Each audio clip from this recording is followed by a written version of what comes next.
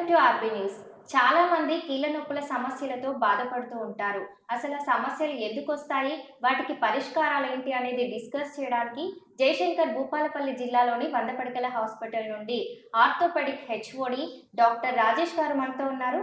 నమస్తే డాక్టర్. నమస్తే అండి. అసలు ఆర్థోపెడిక్ అంటే ఏంటి, ఏ సమస్య వలన మీ దగ్గరకు వస్తూ ఉంటారు? సో, మామూలుగా ఆర్థోపెడిక్ అంటే మనకు కీళ్ళకు సంబంధించి జాయింట్స్, తర్వాత వెన్నుపూస, తర్వాత ఏమైనా ఎముకలు విరిగినప్పుడు దానికి సంబంధించిన చికిత్స కోసం మన దగ్గరకు వస్తూ ఉంటారు. అలాగే చిన్నపిల్లల్లో కూడా ఏదన్నా డిఫార్మిటీస్ అంటే అంగవైకల్యాలు, పుట్టుకతో వచ్చిన సమస్యలు ఏమైనా ఉంటే కూడా ఆర్థోపెడిక్ విభాగానికి వస్తుంటారు అన్నట్టు. ఓకే. మీరు జాయిన్ అయినప్పటి నుంచి ఈ వంద పడకల హాస్పిటల్‌లో మీరు ఏమైనా అరుదైన చికిత్స చేశారా?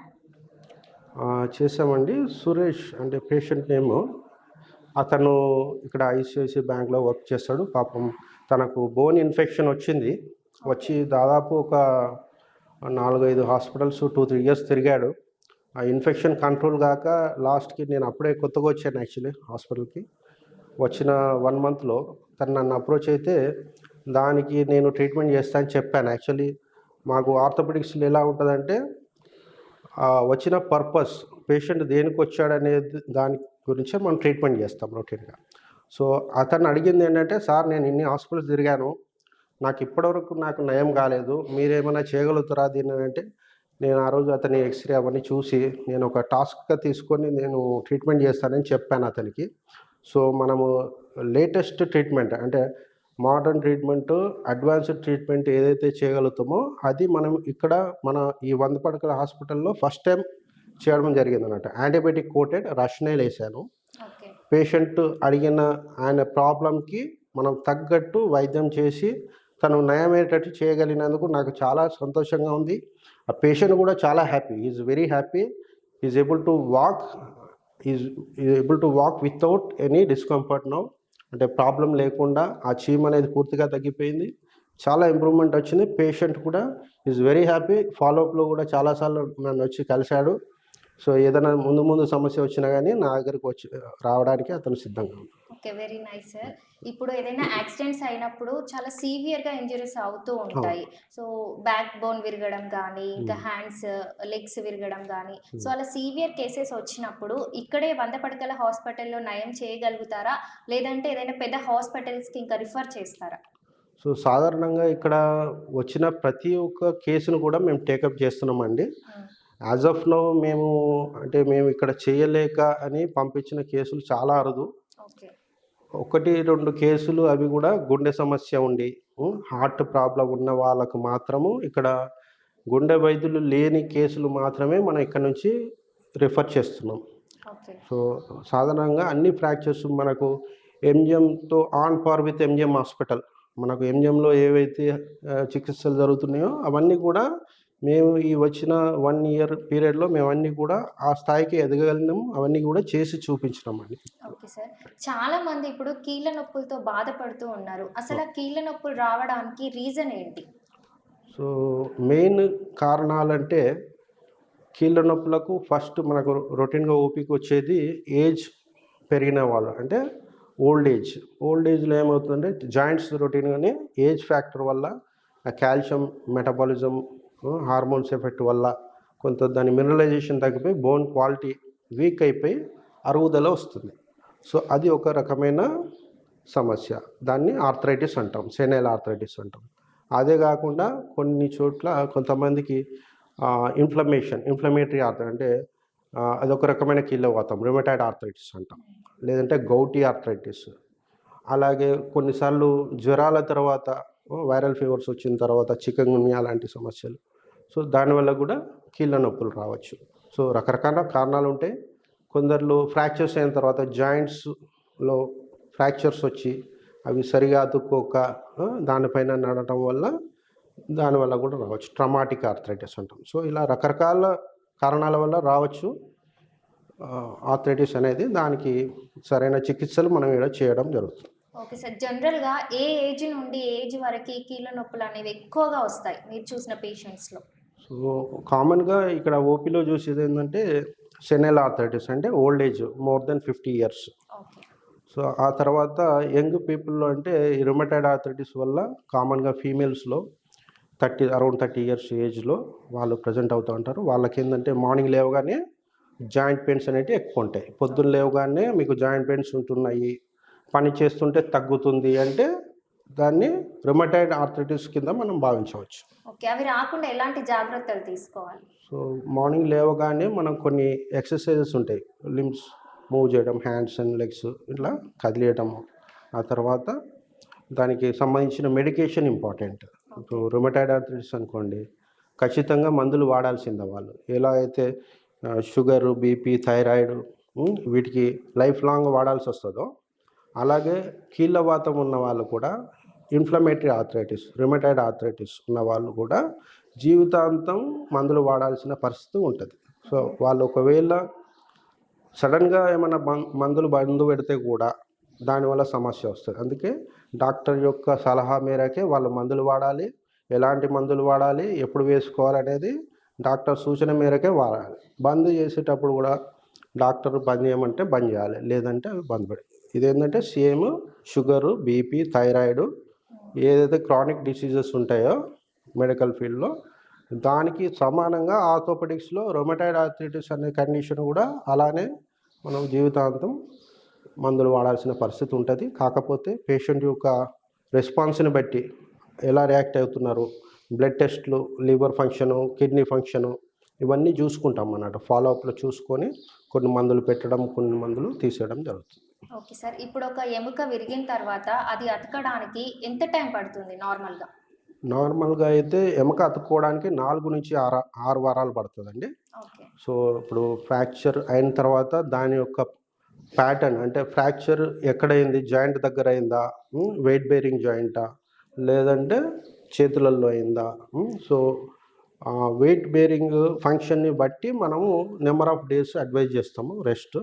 సో ఆ పీరియడ్ లోపల వాళ్ళు రెస్ట్ డాక్టర్ సూచనను ఫాలో కాకుండా వాళ్ళు ఏమన్నా బరువు వేసినప్పుడు కానీ, ఏదన్నా పని చేసినప్పుడు కానీ వాళ్ళు సమస్యల్లో పడి మా దగ్గరికి రావడం జరుగుతుంది. సో డాక్టర్ సలహాని ఖచ్చితంగా ఫ్రాక్చర్ అయిన తర్వాత ఫాలో అప్ ట్రీట్మెంట్ అనేది చాలా ఇంపార్టెంట్.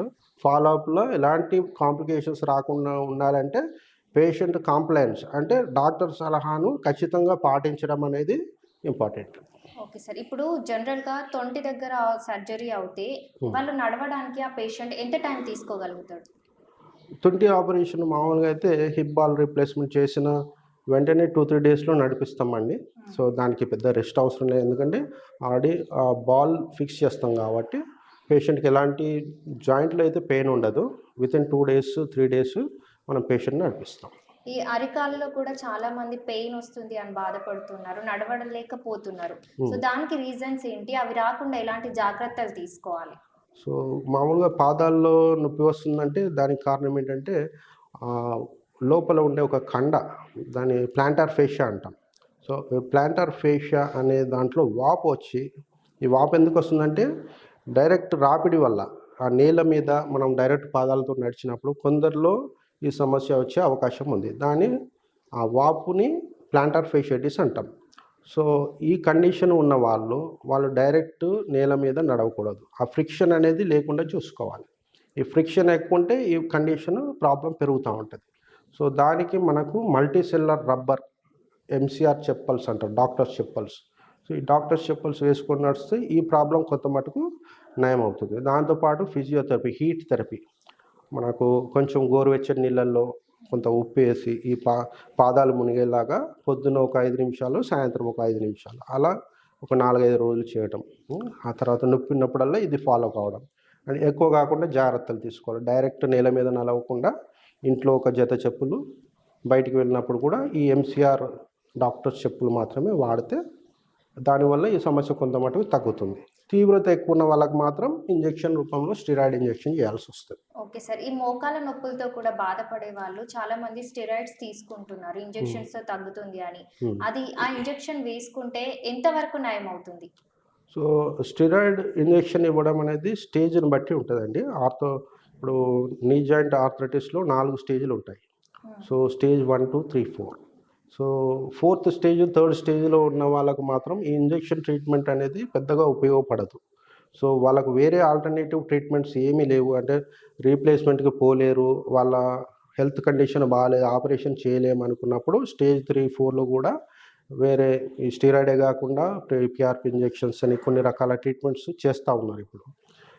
ఒకవేళ వాళ్ళు ఆపరేషన్ పోలేని పరిస్థితి ఉంటేనే అవి చేసుకుంటారు. స్టేజ్ 1, స్టేజ్ 2లో ఉన్నప్పుడు మాత్రం మనకు ఈ ఇంజెక్షన్స్ చాలా బాగా పనిచేస్తాయండి. ఒక 6 నెలల వరకు వాళ్ళకు రిలీఫ్ ఉంటుంది. అంటే పూర్తిగా అయితే తగ్గదు. ఇది ఓన్లీ 6 ఏంటంటే మంత్స్. మనము ఆ కండిషన్ ఎక్కువ కాకుండా, తీవ్రత పెరగకుండా మాత్రమే ఇది పనిచేస్తుంది.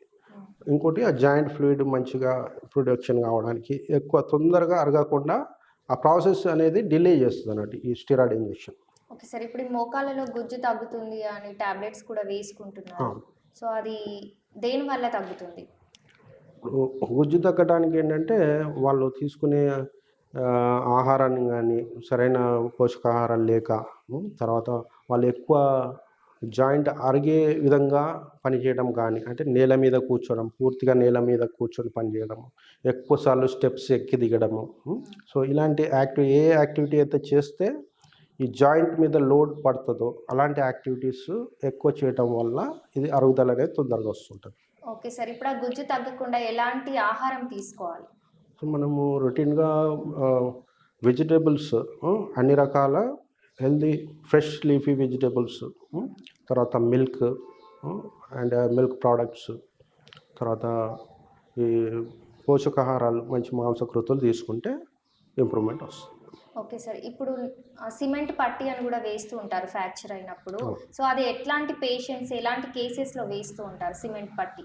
ఇప్పుడు సిమెంట్ పట్టి అంటే అది మనం ఒక టైప్ ఆఫ్ స్ప్లింట్ అంటే ఏదైనా ఒంట్లో ఫ్రాక్చర్ అయినప్పుడు ఆ ప్రాంతంని మనము సపోర్ట్ చేయడానికి, అది కదలకుండా పెట్టడానికి పిఓపి అనేది ఉపయోగపడుతుంది. ఇప్పుడు ఫ్రాక్చర్ అయినప్పుడు ఆ బోన్ చాలా వీక్ అయిపోయి అటు ఇటు కదులుతూ ఉంటుంది కాబట్టి పేషెంట్కి పెయిన్ వస్తుంది.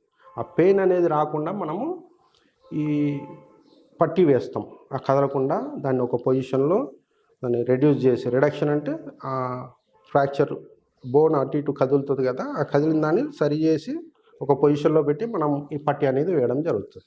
Okay sir. సర్జరీ అయినప్పుడు జనరల్గా రాడ్ వేస్తూ ఉంటారు కదా, అది ఎన్ని ఇయర్స్కి తీపించుకోవాలి? సో మామూలుగా ఒక ఎముక అతకడానికి నార్మల్గా పట్టే సమయం 4 నుంచి 6 వారాలు.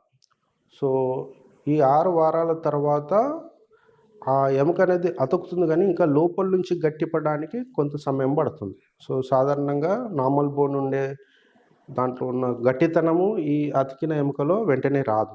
సో దీనికి దాదాపు 2 సంవత్సరాలు పడుతుందండి. లోపల నుంచి ఆ బోన్ అనేది స్ట్రెంత్ రావడానికి 2 సంవత్సరాలు పడుతుంది. ఇప్పుడు చాలా మంది రాడ్ అలానే ఉంటే ఏమైనా సైడ్ ఎఫెక్ట్స్ వస్తాయా అని భయపడుతున్నారు.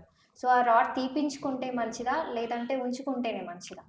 నార్మల్గా అయితే మేము ఆపరేషన్ చేసేటప్పుడే చెప్తామండి, 2 సంవత్సరాల తర్వాత వచ్చి తీయించుకోవాలి రాడ్ అని చెప్పేసి. ఒకవేళ అది అలానే ఉన్నా కానీ దానివల్ల రాడ్ వల్ల ఎలాంటి సమస్య అయితే రాదు, కానీ దానిపైన టైం గడిచిన కొద్దీ ఎముక బెరకపోవడము, దానివల్ల దాన్ని తీయడానికి ఇబ్బంది అయ్యే పరిస్థితులు ఉంటాయి.